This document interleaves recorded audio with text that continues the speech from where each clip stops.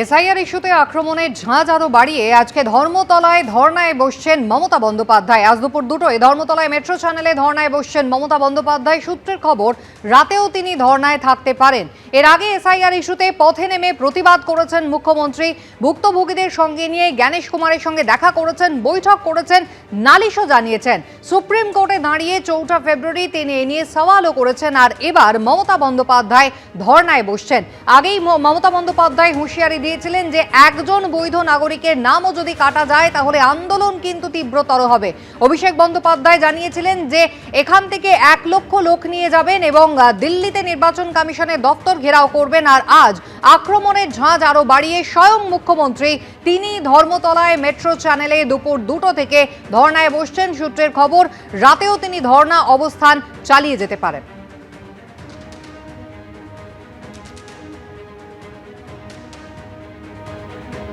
28 ফেব্রুয়ারি অর্থাৎ গত শনিবার চূড়ান্ত ভোটার তালিকা প্রকাশ করেছে নির্বাচন কমিশন, যেখানে 63,66,952 জনের নাম ভোটার তালিকা থেকে বাদ পড়েছে এবং 7,06,675 জনের নাম এখনো বিবেচনাধীন। এরপরই 1 মার্চ সাংবাদিক বৈঠক করে অভিষেক বন্দ্যোপাধ্যায় জানিয়ে দেন যে 6 তারিখ ধর্নায় বসবেন মমতা বন্দ্যোপাধ্যায়।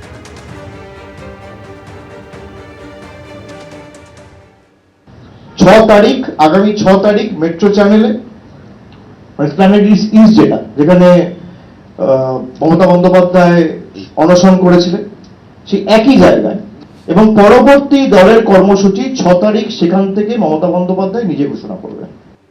মমতা বন্দ্যোপাধ্যায়ের এই ধর্ণা কর্মসূচিকে কটাক্ষ করেছে বিজেপি, যার পাল্টা জবাব দিয়েছে শাসক দল।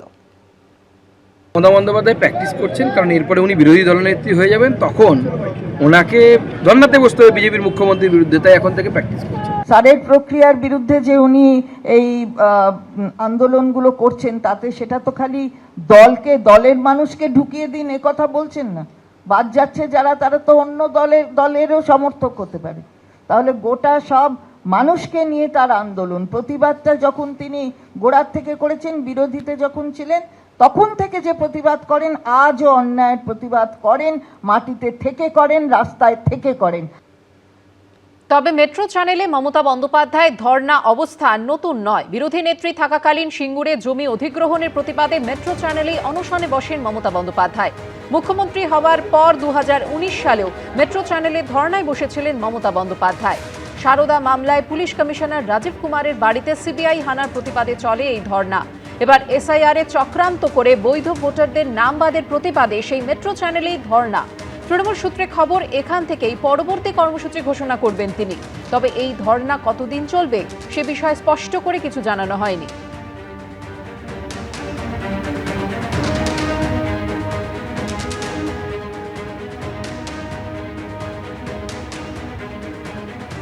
আমরা আছি কলকাতার মেট্রো চ্যানেলে, এবং মেট্রো চ্যানেল কলকাতার কার্যত হৃৎপিণ্ড।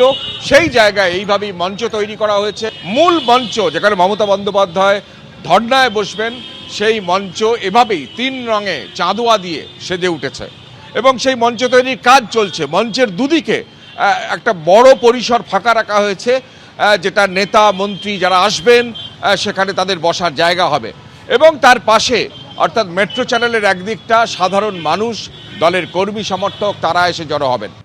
মমতা বন্দ্যোপাধ্যায় আজ দুপুর 2টোয় ধর্নায় বসবেন। তবে এসআইআর ইস্যুতে সিইও অফিসের বাইরে রাতভর ধর্না অবস্থান বিক্ষোভ করল বামেরা।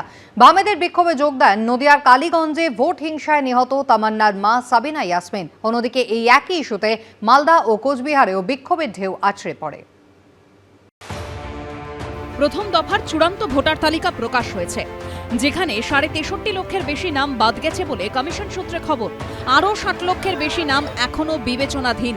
ভোট ঘোষণার আগে এই তালিকা নিয়েই বিক্ষোভ আছড়ে পড়ছে কলকাতা থেকে জেলায়। এসআইআর ইস্যুতে বুধবার বিকেল থেকে সিইও অফিসের বাইরে অবস্থান বিক্ষোভ শুরু করে বামফ্রন্ট। 60 লক্ষ ভোটারকে বেকায়দায় ফেলে দেওয়া হয়েছে। তাদের ইস্যুটা সর্ট আউট না করে ভোট তো হতে পারে না। আমরা একটা ভোটারকে বাদ দিয়েও ভোট যদি করতে চায়, তাকে আমরা সমর্থন করব না। এদিন বামেদের বিক্ষোভ কর্মসূচিতে যোগ দিতে আসেন ভোট হিংসায় নিহত তামান্না খাতুনের মা। একটা বৈধ ভোটার যেন বাদ না যায়, সেই জন্য আমি ওখানে ধর্নায় বসতে যাচ্ছি। অন্যদিকে মালদার টাউন হলে এই একই ইস্যুতে বিক্ষোভ দেখায় কংগ্রেস। সামনে যে নির্বাচন 2026-এর নির্বাচন, সেটাকে কেন্দ্র করে একটা strategy election commission BJP Trinamool নিয়েছে, যে আমাদের মধ্যে বিভাজন করে পোলারাইজেশন করে তারা ভোটে নামতে চাইছে। আমাদের দাবি যে যতদিন প্রকৃত ভোটার, জেনুইন ভোটার, তাদেরকে এই এডুকেটেড লিস্ট নাম করে যে বাদ দেওয়া হয়েছে, তাদেরকে ভোটার লিস্টে যতদিন অ্যাড না করা হয় আমাদের আন্দোলন চলবে। আজকে কংগ্রেস এখানে জাগ্রত হওয়ার চেষ্টা করছে, মানুষ বুঝে কে এই যারা ডিপ্রাইভড হচ্ছে ভোট কাস্টিংয়ে, তাদের জন্য লড়াই করছে। কোচবিহারের তুফানগঞ্জে ভোটার তালিকায় নাম বাদের প্রতিবাদে বিক্ষোভের ঢেউ আছড়ে পড়ে। নাগরুরহাট তুফানগঞ্জ রাজ্য সড়কে টায়ার জ্বালিয়ে পথ অবরোধ করেন স্থানীয়দের একাংশ। রুমা পাল, অভিজিৎ চৌধুরী ও শুভেন্দু ভট্টাচার্যর রিপোর্ট, এবিপি আনন্দ। অন্যদিকে বিজেপির পরিবর্তন যাত্রা ঘিরে একাধিক জেলায় অশান্তির পরিবেশ তৈরি হলো। কোথাও স্লোগান যুদ্ধ, কোথাও বা বিজেপি কর্মীদের উপর হামলার অভিযোগ উঠল তৃণমূলের বিরুদ্ধে। বিজেপির ফেস্টুন, পোস্টারও ছিঁড়ে দেওয়া হয় বলে অভিযোগ, যদিও অভিযোগ মানতে নারাজ তৃণমূল।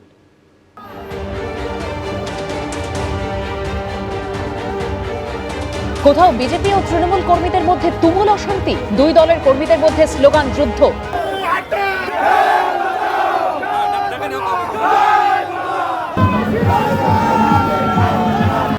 কোথাও বিজেপির পতাকা ফেস্টুন ছিঁড়ে দেওয়ার অভিযোগ উঠল তৃণমূলের বিরুদ্ধে। বিজেপির পরিবর্তন যাত্রার মধ্যেই একাধিক জেলায় অশান্তি। বৃহস্পতিবার কোচবিহারের রাসমেলা ময়দান থেকে আলিপুরদুয়ারের বিজেপি সাংসদ মনোজ টিগ্গা, জলপাইগুড়ির সাংসদ জয়ন্ত রায় পরিবর্তন যাত্রার সূচনা করেন। মাথাভাঙার নিশিগঞ্জে আসতেই শুরু হয় তুমুল উত্তেজনা।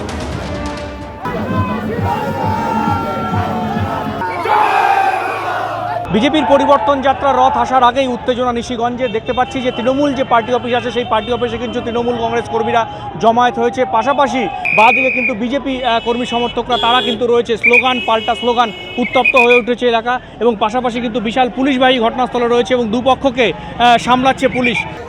অন্যদিকে পশ্চিম বর্ধমানের দুর্গাপুরে বিজেপির পরিবর্তন সংকল্প যাত্রার পোস্টার ছেঁড়াকে কেন্দ্র করে উত্তপ্ত হয়ে ওঠে পরিস্থিতি। প্রতিবাদে 19 নম্বর জাতীয় সড়কের কলকাতাগামী সার্ভিস লেনে বসে বিক্ষোভ দেখায় বিজেপি নেতৃত্ব। পরিবর্তন সংকল্প যাত্রার যে পোস্টার দুর্গাপুরে 19 নম্বর জাতীয় সড়কের বিভিন্ন জায়গায় লাগানো হয়েছিল, সেই পোস্টার ছিঁড়ে ফেলা হয়েছে রাতের অন্ধকারে। কেউ বা কারা সেই পোস্টার ছিঁড়ে ফেলেছে, এই অভিযোগেই কিন্তু এই 19 নম্বর জাতীয় সড়কের ইন্দো আমেরিকান মোড়ের এই যে সার্ভিস রোড, এই সার্ভিস রোড অবরোধ করেছে বিজেপি। অবরোধের কারণ এই যারা এই পোস্টার ছিঁড়েছে তাদের অবিলম্বে গ্রেপ্তার করতে হবে। অবিলম্বে দোষীদের গ্রেপ্তার করতে হবে সিসিটিভি দেখে, কারা এই পোস্টার ছিঁড়েছে। আমরা সেই জন্য আজকে প্রতীকী পথ অবরোধ করছি। ওরা যারা পথ অবরোধ করছে বিজেপির, সে লক্ষণবাবুই হল আর তার সঙ্গে যার সাগরের যারাই থাকুন, এটা কিন্তু একটা সম্পূর্ণ একটা নাটক, মানে প্রচারে আসার জন্য এসব করছেন। পশ্চিম বর্ধমানে বারাবণীতেও বিজেপির পরিবর্তন যাত্রা ঘিরে অগ্নিগর্ভ হয়ে ওঠে পরিস্থিতি। অভিযোগ, বিজেপি কর্মীরা পতাকা লাগানোর সময় তাদের ওপর চড়াও হয় তৃণমূল, মারধর করে বলে অভিযোগ। প্রতিবাদে বারাবণী আসানসোল রাস্তা অবরোধ করে বিজেপি। পুলিশের গাড়ি ঘিরে শুরু হয় বিক্ষোভ। পাল্টা তৃণমূল ও বিজেপির বিরুদ্ধে হামলার অভিযোগ করছে। ক্যানিং পশ্চিম বিধানসভা কেন্দ্রীয় পরিবর্তন যাত্রার আগে বিজেপির ফেস্টুন ছেঁড়াকে কেন্দ্র করে পরিস্থিতি উত্তপ্ত হয়। তৃণমূলের বিরুদ্ধে অভিযোগে সরব হয় বিজেপি। শ্যামপুর বিধানসভা কেন্দ্রে পরিবর্তন যাত্রায় অংশ নেন শুভেন্দু অধিকারী। শ্যামপুরে শুভেন্দু অধিকারী তার রোড শো করছেন, তার সঙ্গে রয়েছেন জ্যোতির্ময় সিং মাহাতো। রাস্তাঘাটে যা লোকজন দেখছেন সমস্ত স্বতঃস্ফূর্ত। ঝড় বইছে এবং এই ঝড় 14ই মার্চ ব্রিগেড প্যারেড গ্রাউন্ডে আপনারা দেখবেন সুনামিতে পরিণত হবে এবং তৃণমূল ধুয়ে মুছে সাফ হয়ে যাবে বাংলা থেকে। এই পরিবর্তন যাত্রা ফ্লপ শো। ঝাড়গ্রামে পরিবর্তন যাত্রায় যোগ দেন দিলীপ ঘোষ। এবিপি আনন্দ। এবিপি আনন্দ, এগিয়ে থাকে, এগিয়ে রাখে।